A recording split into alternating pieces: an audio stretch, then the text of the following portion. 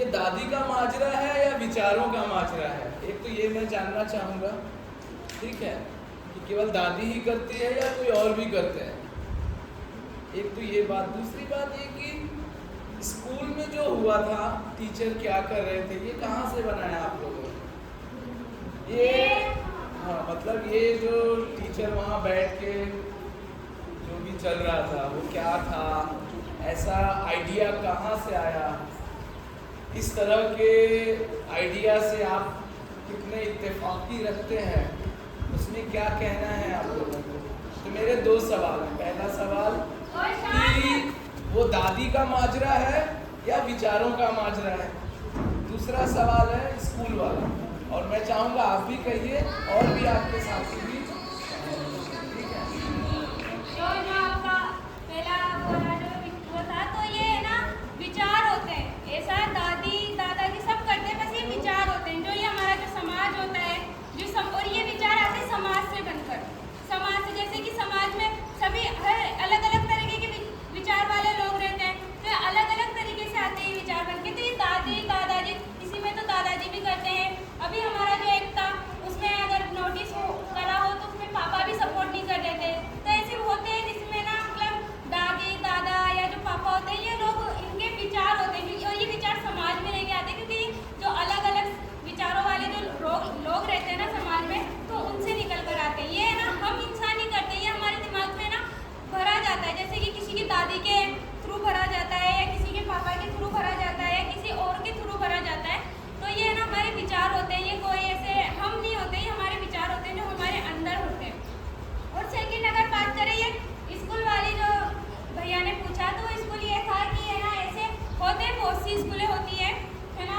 और ये हमारे स्कूल का नाम था बंगला स्कूल। बंगला स्कूल इस वजह से था कि नीचे तो स्कूल है और ऊपर क्या रहते हैं, किराएदार रहते हैं। इस वजह से हमने इस स्कूल का नाम रखा बंगला स्कूल। और ऐसी स्कूल अभी है, जैसे टोंक में भी है बहुत सी स्कूल है, और कहीं पर भी होगी ऐसी बहुत सी स्कूल है। नाम ले लेंगे? हाँ, हम नाम नहीं ले सकते, उनका पता चलेगा बैठे और हमें मारने लग जाए, कैसे नाम ले दिया हमारे स्कूल का। तो उसमें ये होता है कि नहीं, जो स्कूल होती है उसमें ऐसा ही होता है, टीचर इधर, बच्चे इधर शोर मचाते रहते हैं, उधर है ना प्रिंसिपल अपने हाल में मस्त रहता है ना। मैडम आती है बड़ा सज धज कर, और यहाँ पर कोई सेल्फी वेल्फी लेती है ना, बातें चीतें करती है, शॉपिंग की बात करती है, और बच्चों को कुछ फिक्र ही नहीं है, ना पढ़ाती ना कुछ करती, बस उनको चिल्लाती रहेंगी, उनको मारती रहेंगी, और कोई फिक्र नहीं उनका। इस वजह से हमने ऐसे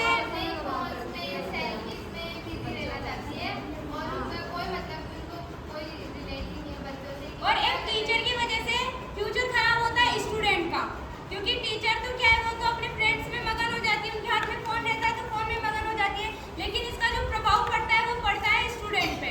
और फिर स्टूडेंट के जो मन होते हैं वो भी ऐसे ही हो जाते हैं कि यार ये टीचर ही नहीं पढ़ा रही है तो हम भी क्यों पढ़े, फिर वो भी ऐसे ही हो जाते हैं। फिर उनकी जो फैमिली होती है फिर वो भी ऐसे ही थोड़ी की, बच्चे तो स्कूल जाते हैं लेकिन स्कूल में पढ़ते नहीं है। और सबसे बड़ी ये होती है गलती पेरेंट्स की, कि पेरेंट्स बिना स्कूल को जाने पर भी उसमें सिर्फ एडमिशन, बस जा बेटा तू पढ़ या मत पढ़, बस स्कूल जा, ये नाम लेना चाहिए कि हाँ भाई तू स्कूल जा रहा है, बस स्कूल जा, चाहे ना पढ़ा रहे या लिखा रहे, इससे कुछ फर्क नहीं पड़ता है, बस तू स्कूल जा।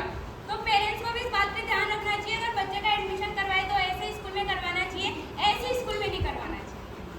ये काफी अच्छी बात की आपने। पर उसमें एक ये कि मान लीजिए 100 में से कोई एक स्कूल ऐसा भी हो ही सकता है, या पता नहीं, मेरे अनुभव में तो नहीं आया, हम लोग स्कूल में काम करते हैं, पर हो सकता है, मैं आपके अनुभवों को डिनाई नहीं कर रहा हूँ, ठीक है। तो एक सवाल ये भी बनता है, फिर अभी मैं सोच रहा था कि अगर मान लीजिए मेरे घर में मेरे फादर या मेरी मदर कुछ ऐसा करें जो उस फैमिली के लिए ना इत्तेफाकी का माहौल बनाए, तो एज अ छात्र, एज अ फैमिली मेम्बर मेरी क्या रिस्पॉन्सिबिलिटी बनती है? यानी कि कहने का मतलब है कि छात्र के तौर पे मैं क्या कर सकता हूँ। मैं ये नहीं कह रहा हूँ कि कुछ आंदोलन कर दीजिए, पर मैं आइडिया पूछना चाह रहा हूँ कि क्या किया जाए अगर ऐसी स्थिति है कहीं, तो एज अ छात्रा, एज अ स्टूडेंट मैं क्या कर सकती हूँ। और जो स्कूल है, वो जैसा भी स्कूल है, उसमें मैं कितनी जिम्मेदारी ले रहा हूँ या ले रही हूँ बतौर छात्र। आप समझ रहे हैं क्या मेरा सवाल? कि छात्र के तौर पे क्या उस टीचर से बातचीत करने की कोशिश की गई, एक नंबर बात।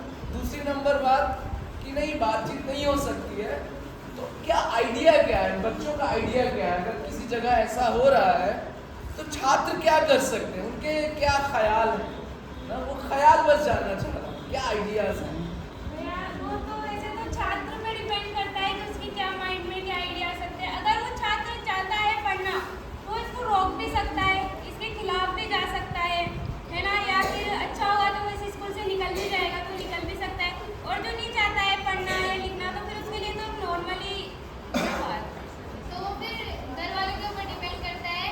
उनको ऐसा लगता है कि जब वो स्कूल में जा रहे हैं तो फिर सारी रिस्पॉन्सिबिलिटी उसे स्कूल के ऊपर छोड़ देते हैं, लेकिन उनको बच्चों से पूछना चाहिए कि बेटा तुम्हारे स्कूल में कैसी पढ़ाई हो रही है या क्या होता है, तुम हमारे साथ भी शेयर करो।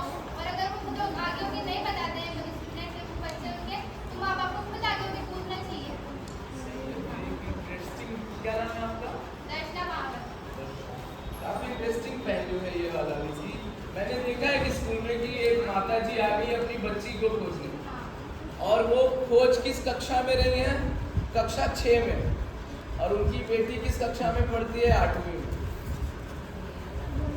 तो मैं अभिभावकों पर आरोप नहीं लगा रहा हूँ, ऐसा सब आरोप सभी अभिभावक नहीं करते हैं, पर मैं उससे बस समझना चाह रहा था कि अभिभावक की भी एक भूमिका हो सकती है स्कूल के मद्देनजर, क्योंकि स्कूल टीचर का नहीं है। हो सकती नहीं, होनी भी चाहिए। हाँ होनी भी चाहिए अभिभावक की भूमिका। हाँ, वो स्कूल केवल टीचर का नहीं है, वो स्कूल छात्रों का भी है, वो स्कूल अभिभावक का भी है। उसमें एक मिला जुला प्रयास क्या हो सकता है। हाँ? तो मुझे ये आप लोगों के नाटक से एक आइडिया लग रहा था कि मैं बच्चों से क्या पूछ सकता हूँ ऐसी स्थिति में। शुक्रिया, थैंक यू, बहुत अच्छा।